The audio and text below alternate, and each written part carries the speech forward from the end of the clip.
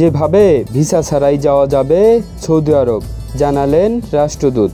বাংলাদেশে নিযুক্ত সৌদি আরবের রাষ্ট্রদূত ঈসা বিন ইউসুফ আল দোহাইলান বলেছেন, ট্রানজিট থাকলে সৌদি আরবে 96 ঘন্টায় অবস্থান ও পর্যটন স্পট ঘুরতে পারবেন বাংলাদেশিরা।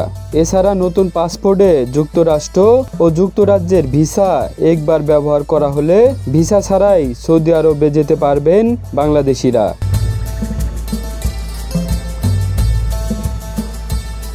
জামালপুরের ইসলামপুরে এক অডিটোরিয়ামে এক আলোচনা সভায় যোগ দিয়ে বিশেষ অতিথি বক্তব্যে তিনি এসব কথা বলেন।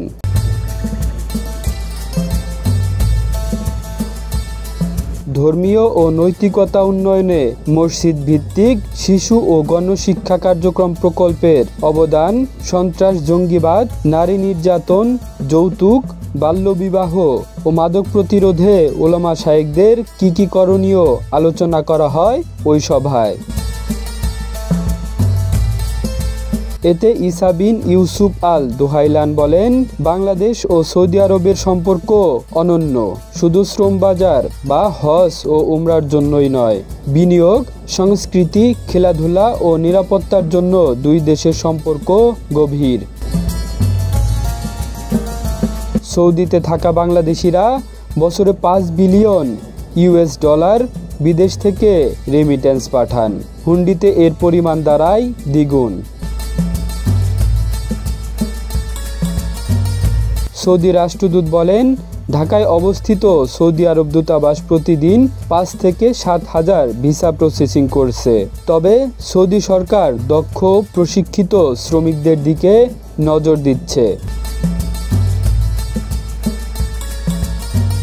এ সময় প্রধান অতিথির বক্তব্যে ধর্মমন্ত্রী ফরিদুল হক খান দুলাল বলেন, সৌদি আরব আমাদের প্রধান শ্রম বাজার।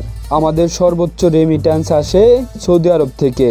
2022-23 অর্থ বছরে সৌদি প্রবাসীরা দেশে রেমিট্যান্স পাঠিয়েছেন 376 কোটি 52 লাখ 40 হাজার ডলার। অন্যদিকে সৌদি সরকার কর্তৃক গৃহীত ভিশন 2023 বাস্তবায়নে বাংলাদেশের শ্রমিকরা অন্যতম ভূমিকা রাখছে। এভাবেই ভ্রাতৃত্বপূর্ণ দুটি দেশ পারস্পরিক উন্নয়ন ও অগ্রযাত্রার গুরুত্বপূর্ণ অংশীদার হিসেবে কাজ করবে বলে জানান তিনি।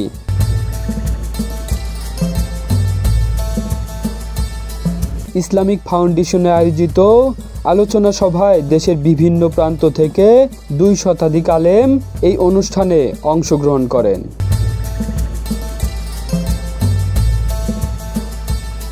Kamrul Islam, desk report.